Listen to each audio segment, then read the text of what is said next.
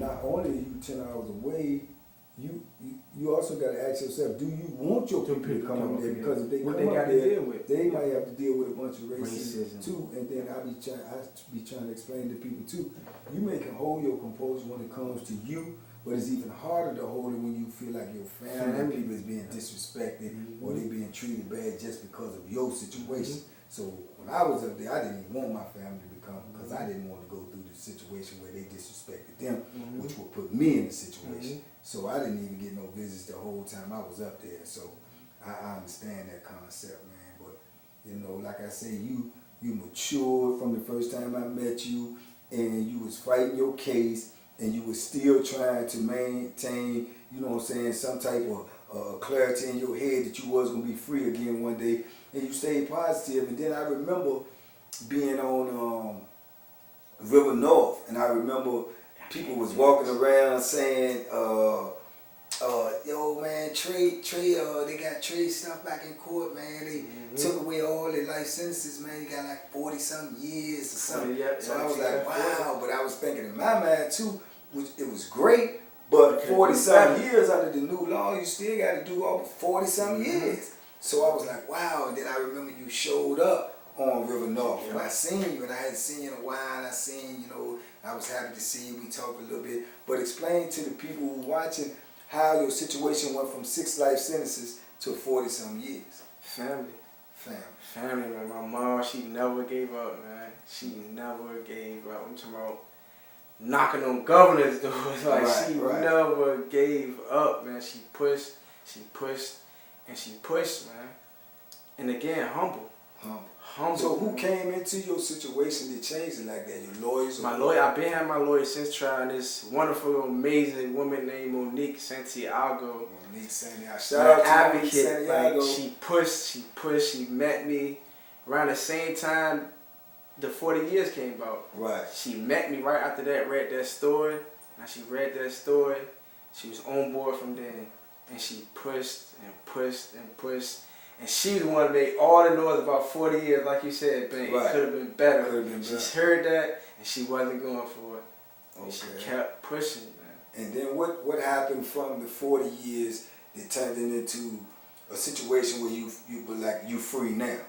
You said what happened? Yeah, what happened after you got the 40-some years, when they dropped it from 6 life sentences to 40-some years? Walk us through or give the people some type of idea. Well, how did they transition then from 40-some years, like you say, Miss Santiago said it could be better? We pushed, it was a new governor that came to office. We put a partner in to basically, you know, look, that's not enough. You know what I'm saying? He answered us, dropped the 40 to, you know, getting released, coming home. Wow. Coming home. And when he did that, what was the situation? What was the circumstance? How much time had you been locked up? And what was, you know, the conditions of you just coming home? They didn't just No, I had to do complete the re-entry program, 3 years of parole. You know, I can't get in no trouble, which he ain't have to say that anyway, because there's nothing negative going on this side no more, you know. It's just, you know, gotta keep it clean, you know. Yeah. So I do remember then after that, it was I left Wallace Ridge, I guess. I'm trying to remember, maybe 14 or 15. So I remember 16, 17, 18, 19. Yeah, I remember being on there. Then I made parole myself, thank God. You know, and we ended up in a party. Yeah, I can remember walking.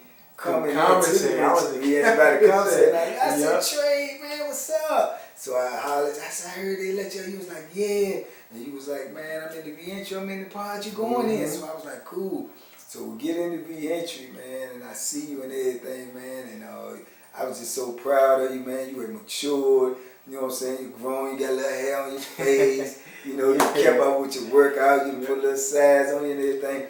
But the thing that I was more impressed with, man, was, you know, in there they was running all these programs and stuff. They had all these programs going on. All these programs you have to take in the re-entry and stuff to get in there. Now you have to be in the re-entry for 5 months minimum. But in your situation, you had to be there for a whole year. going up under these same conditions, man, taking programs from sun up to sundown when you wake up in the morning, and you have to go through these every day, 5 days a week. And they had what they call the structure board in there, where you have to, play a part in this community that we was in, this healing community, this cognitive, positive community. That was the thing that surprised me the most. Like when I got on there, your transition, man, you was the expediter, and you had to fulfill all these duties every day, man. And I was just watching you, man, because I was just getting in there and I was learning the program myself, which I ended up being, the senior coordinator of the program. They kind of like pushed me up into that, but I still had you on one side, man. I had Ace on the other side, and man, it just was a good experience, man. And we got into working out and talking about days like this, man. Coming home, freedom, man. And finally here, man. It's here, and it's a beautiful thing, man. So I can remember, man, when it was coming down to the wire, when people get out, they start putting your name on the board, and everybody, it's getting closer and closer. So, I remember you was leaving before me, maybe like a couple of weeks or something before me. So tell the people how you was feeling when that time was getting closer and nervous, anxious. It's like having all that time is like, I said I'm about to go home. It's like I know I'm about to go home, but it's like, is this fake? Like, is it gonna come say it's a mistake? Like, going home. Like, it's just nervous. Couldn't sleep. Couldn't eat. Could barely work out anymore, Bank. You know what I'm saying? It's like damn, what's gonna happen when this day comes? For my situation, it was like around the time, it was a toss up. Like, P-pills, putting a little work in from it. I ain't know nothing. I didn't know nothing till the day before. I feel like you really going, like you really going now. I can remember you being all nervous, and you was walking around, and you was like, man, what they gonna do with it? And I kept saying, they gonna let you go, man. You going, man. They can't stop you. And you was nervous, and I know because I was right behind you, but I can remember. And then I can remember when you got that news, man. The way you got the news, it was just, it was a way that they surprised you, man. It's like we had these meetings every morning. So we was having this meeting, and everybody, before the meeting was over, the supervisor came in and stopped us before she concluded the meeting and tell her how that went down, what she said, man. Gave me this long speech, told me, gave me my certificate, man. It was a happy moment, man. Happy moment.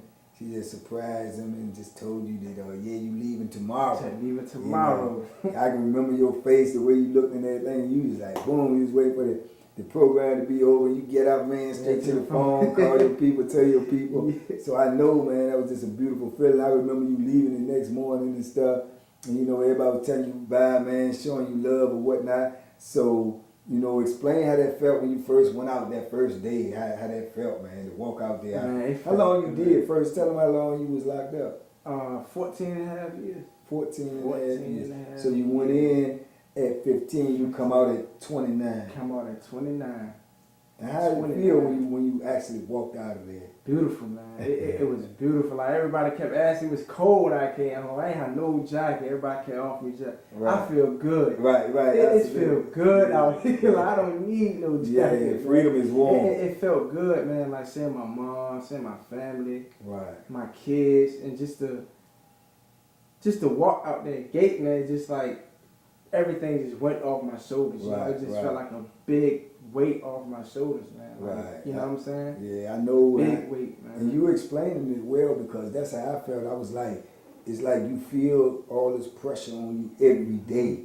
And when you walked out, man, it's like me, I'm looking back like somebody gonna run behind me. Trying to give it up. Hold on, come back. Come on back here. So it's an amazing feeling, man. So, like I say, I know what you felt, but just to be in the situation that you had, like 6 life sentences, 100 and some years, and your whole mind frame is that, I ain't gonna never get out of prison, and then for it to change like that, man. And then, like I say, you done been out here and you done enjoyed this freedom. Like I say, you working, you doing good for yourself, and you having fun, you enjoying life, so it's a lot that goes along with that, man. But I know, like I say, I tell people all the time, since I've been out here 7 months, the worst day out here is better than my best day. Yes. You know, I would take a worst day out here any day. Because we can always correct ourselves. You can always correct yourself. Yeah, we can get it right. Always. But in there, man, you just under so much pressure every day, and it's just the same thing. And then when you're looking, all you see is roadblocks, man. So, yeah, I'm just glad to see you out here. I'm glad to see you doing good. I'm glad to see you getting your life together, man. So, you know, you got social media and stuff like that? Yes, I do. Tell the people about your social media so people out there want to reach out to you, you know what I'm saying, want to, you know more about your story, maybe want to correspond with you, and your lawyers and stuff, the people that help you, shout them out and let them know. Sean A. Congress, Sean Monique Santiago, man. And my page is Fight for Travion Blount, man. Fight for Travion Blount. You know, just type that in, it's going to pop up. Right. I'm up there, my lawyer's up there, so. Yeah, when you type that stuff in, you'll be able to see more of his story. You'll be able to hear more than what you heard here. And, you know, like I say, this is a new segment I'm going to be doing, you know, Banky's Conversation with Convicts. This is the first one. We're going to more than likely have some more episodes with Mr. Travion here, because like I say, he's like a little brother to me, so I'm going to keep him right here, right up under my wing, where he'll always be. And I'm quite sure he's going to do some good things in the future. So all y'all out there that, you know, taking a liking to his story or interest to his story, you know, y'all can contact him, or y'all can write comments and leave comments about, you know, his story. Let us know what you think. And we're going to do some follow-ups with Trey, man. We're going to make sure he stay on this incline that he's on, you know what I'm saying, and see how far he can go, because like I say, at 30 years old, you know, your life is still ahead of you, man. You still can do anything you want to do, and you know, you've been through more than most people gonna ever go through already. So, you know what I'm saying, you already conquered a whole lot of demons, man. And like I say, I'm proud of you, man. I'm glad you out here doing good. I wish you nothing but success. I want you to keep on shooting for the stars. I know you're gonna reach them. And man, I'm proud to call you my brother. You already know. So y'all want to know anything more about Travion, man, y'all just go ahead to his social media. Y'all tune in to him. Y'all hit him up. Y'all hit me up on Banky Pound. And y'all stay tuned. We're going to be doing more segments like this. Hope y'all liked it. Hope you got something out of it. And as always, what I tell y'all out there, be safe, be smart, make good decisions. I love y'all. Peace, man.